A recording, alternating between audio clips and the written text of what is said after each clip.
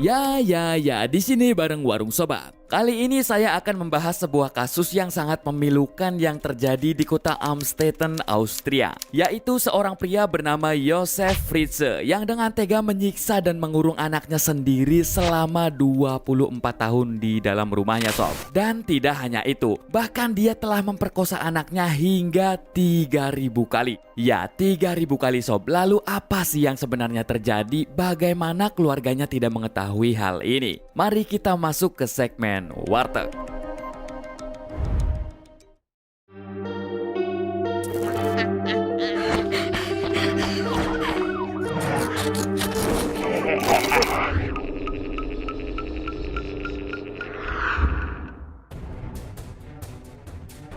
Josef Fritzl adalah seorang pria kelahiran 9 April 1935 yang merupakan anak tunggal dari Josef Fritzl senior dan Maria Fritzl.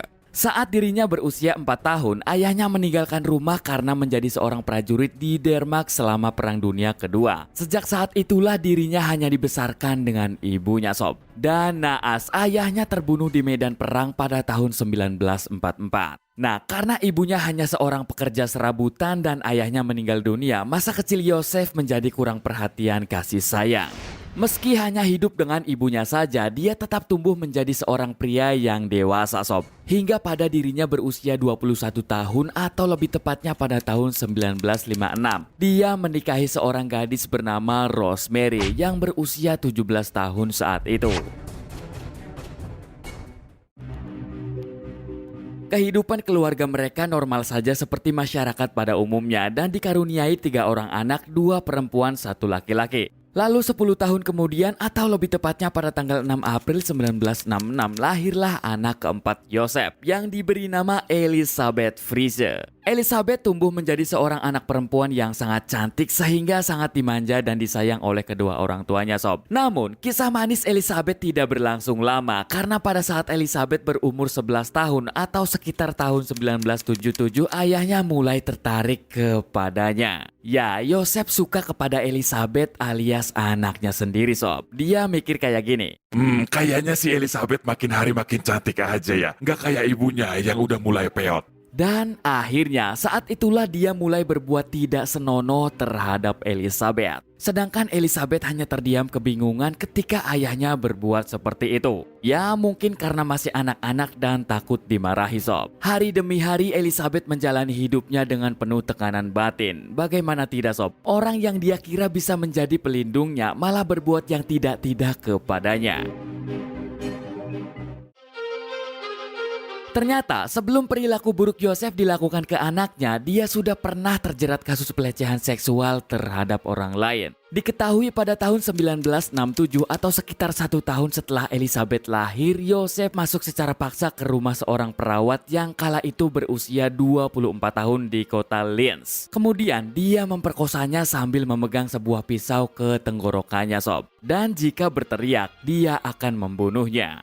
Dan di tahun yang sama dia juga disebut sebagai tersangka dalam kasus percobaan pemerkosaan terhadap seorang wanita berusia 21 tahun. Akibatnya Josef ditangkap polisi dan menjalani hukuman penjara selama 1 tahun lebih. Jadi sepertinya Josef ini penjahat kelamin, sob.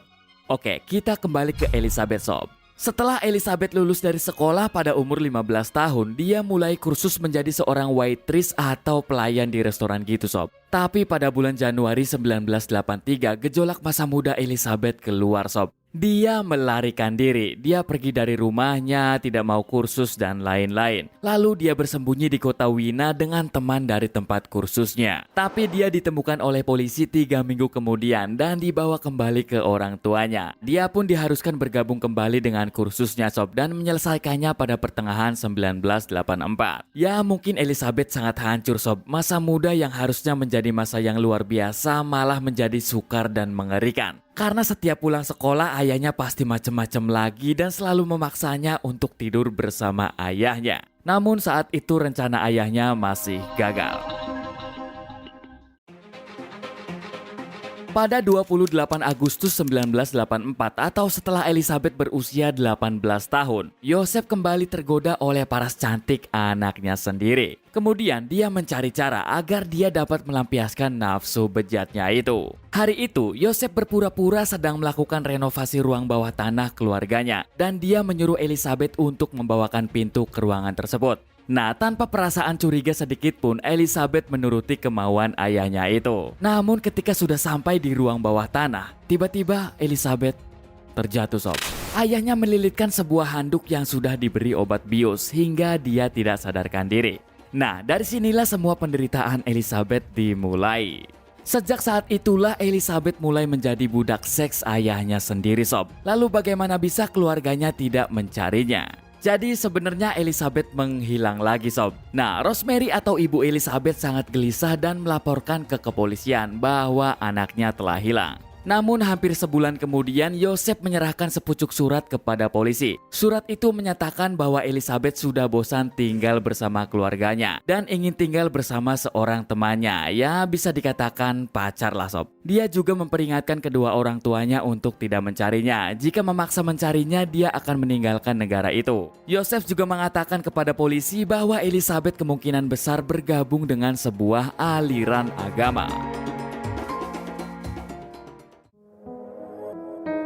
Memang benar, sob, jika surat itu yang menulis adalah Elizabeth. Namun, isi suratnya di luar kendali dirinya karena itu adalah paksaan dari ayahnya. Elizabeth, ini kamu tulis surat, tapi kamu hanya menulis apa yang ayah katakan saja ya. Kalau nggak nurut, nih, bogem buat kamu. Elizabeth pun hanya bisa meratapi nasibnya, sob. Karena jika dia tidak menuruti kemauan ayahnya, dia akan disiksa. Jadi Elizabeth pura-puranya dibawa kabur pacarnya, sob. Padahal diculik oleh ayahnya sendiri di ruang bawah tanah yang khusus. Pertanyaan selanjutnya, kenapa keluarga yang ada di rumah itu tidak tahu kalau Elizabeth sebenarnya ada di ruang bawah tanah itu? Jadi ruang bawah tanah rumahnya itu yang tahu seluk-beluknya cuma Yosef saja, sob. Ruang bawah tanah yang dibuat Yosef sangatlah dalam, bahkan ruangan itu memiliki pintu yang dilindungi oleh kode elektronik yang dimasukkan menggunakan remote control. Dan saking dalamnya, untuk mencapai pintu itu, 5 ruang bawah tanah yang terkunci harus dilintasi. Ya, otomatis segala suara yang keluar dari ruang bawah tanah itu tidak akan terdengar, sob. Tapi meskipun demikian, di dalam ruang bawah tanah itu dia melengkapi peralatan layaknya sebuah kontrakan, sob. Ada toilet, dapur, beberapa kamar tidur, dan lain sebagainya.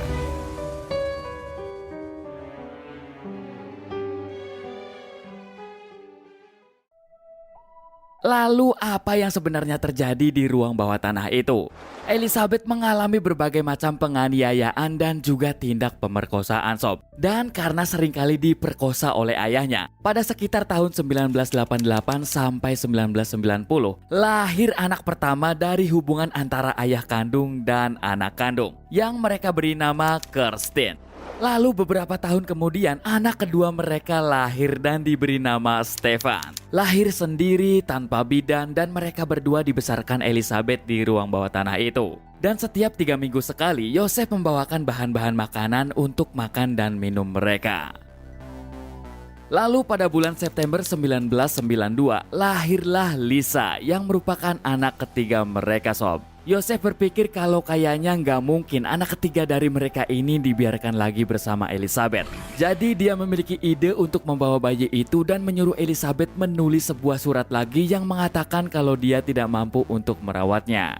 Kemudian pada tanggal 19 Mei 1993, Yosef meletakkan Lisa di depan rumahnya sendiri. Jadi seolah bayi itu bayi orang lain, sob, yang dibuang oleh ibunya karena tidak bisa merawatnya. Padahal itu hanya akal busuk Yosef. Kemudian Yosef berpura-pura tidak tahu dan merasa iba melihat bayi Lisa yang saat itu berusia 9 bulan. Lalu keluarga Yosef pun mengadopsi Lisa, sob. Setahun kemudian Elizabeth hamil lagi dan melahirkan lagi. Kemudian dia menamai anak keempatnya itu dengan nama Monica pada tanggal 15 Desember 1994. Dan lagi-lagi Yosef melakukan hal yang sama seperti sebelumnya. Kemudian Yosef dan istrinya pun mengadopsi bayi bernama Monica itu. Setelah kelahiran anak keempat pada tahun 1994, Yosef menyuruh Elizabeth melakukan perluasan ruang bawah tanah dari 35 menjadi 55 meter persegi. Hal ini membuat Elizabeth dan anak-anaknya bekerja selama bertahun-tahun menggali tanah dengan tangan kosong. Lalu 2 tahun kemudian atau pada tahun 1996, Elizabeth melahirkan anak lagi sob. Kali ini dia melahirkan anak kembar. Namun sayang, salah satunya meninggal dunia dan tubuhnya dikremasi di tungku pengapian oleh Joseph. Salah satu anak kembar yang masih hidup tadi diberi nama Alexander, yang pada tahun 1997 lagi-lagi Joseph melakukan cara yang sama dengan 2 anak tadi yang mereka adopsi. Joseph juga pernah memberi ancaman kepada Elizabeth dan anak-anaknya bahwa mereka akan dibunuh dengan gas jika mereka mencoba melarikan diri. Dan anak terakhir atau anak ketujuh lahir pada bulan Desember tahun 2002 yang diberi nama Felix. Namun kali ini Joseph membiarkan Felix tetap bersama Elizabeth di bawah tanah. Elizabeth bersama ketiga anaknya Kirsten, Stephen, dan Felix menjalani kehidupan mereka selama bertahun-tahun di bawah tanah sob. Makan, tidur, belajar, bermain mereka lakukan hanya berempat saja. Sedangkan Joseph datang hanya untuk memberikan makanan dan memuaskan nafsunya saja. Lalu pada tanggal 19 April 2008, Kirsten putri Elizabeth yang berusia 19 tahun sakit parah. Kemudian Joseph membawanya ke rumah sakit di Amstetten dan memberitahu dokter bahwa Elizabeth telah meninggalkan gadis yang sakit ke rumahnya. Dokter pun langsung sadar. Loh, bukannya Elizabeth itu orang yang telah meninggalkan rumah orang tuanya ya? Nah, ketika Kirsten jatuh koma, dokter memanggil polisi sob untuk meminta bantuan agar dapat mencari Elizabeth karena dokter ingin tahu riwayat penyakit apa saja yang diderita oleh Kirsten. Joseph pun dilanda kebingungan sob, apa yang harus dilakukannya saat itu.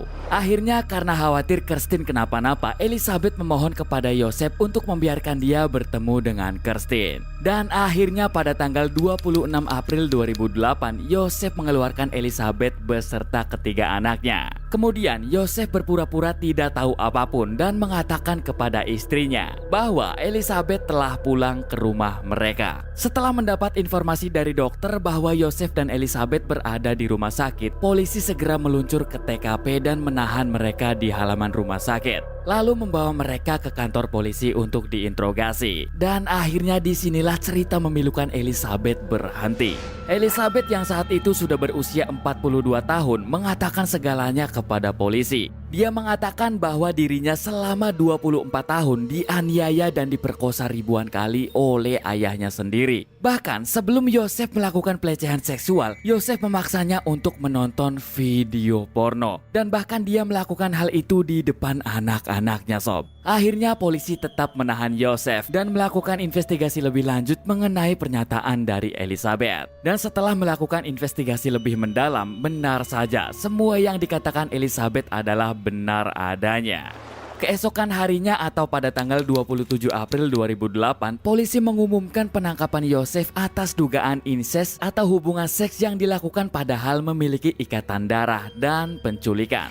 Awalnya, Joseph mengelak jika anak-anak itu adalah anak hasil hubungannya bersama Elizabeth. Namun setelah dilakukan tes DNA, benar saja mereka adalah anak Joseph. Sidang pertama Joseph terjadi pada tanggal 16 Maret 2009 di kota San Polte, Austria. Dalam persidangan itu, Joseph mengakui segala perbuatannya sob dan siap menerima hukuman yang akan diberikan. Dari bukti-bukti yang ada dan juga diperkuat video yang diam-diam direkam oleh Elizabeth, membuat Joseph harus menerima hukuman penjara seumur hidup tanpa kemungkinan pembebasan bersyarat selama 15 tahun. Saat itu usia Joseph 74 tahun sob, yang artinya Joseph akan bebas dari 74 tahun lagi mulai dari saat itu, atau sekitar tahun 2083. Dan sekarang dia masih di penjara di Biara Garsten, bekas biara di Austria Hulu yang telah diubah menjadi sebuah penjara.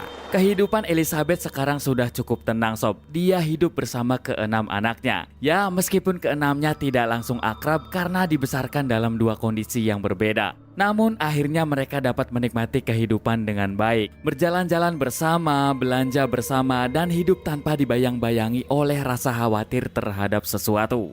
Pada 28 Juni 2013, ruang bawah tanah di rumah keluarga Joseph atau tempat dia melampiaskan nafsu bejat kepada anaknya itu akan diisi dengan beton yang kemungkinan akan menelan biaya sebesar 100.000 euro. rumah itu akan dijual di pasar terbuka. Sementara sebagian besar tetangga menyetujui proposal tersebut, tapi beberapa orang lebih suka properti itu dibongkar karena sejarahnya yang kotor. Namun pencari suaka ditawari rumah itu untuk ditinggali. Rumah itu dijual seharga 160.000 euro pada Desember 2016 dan akan diubah menjadi apartemen. Kisah ini telah ditampilkan dalam film dokumenter 2008, The Long Night, Secrets of the Cellar Austria, dan film dokumenter 2010 yaitu Monster, The Joseph Fritzl Story.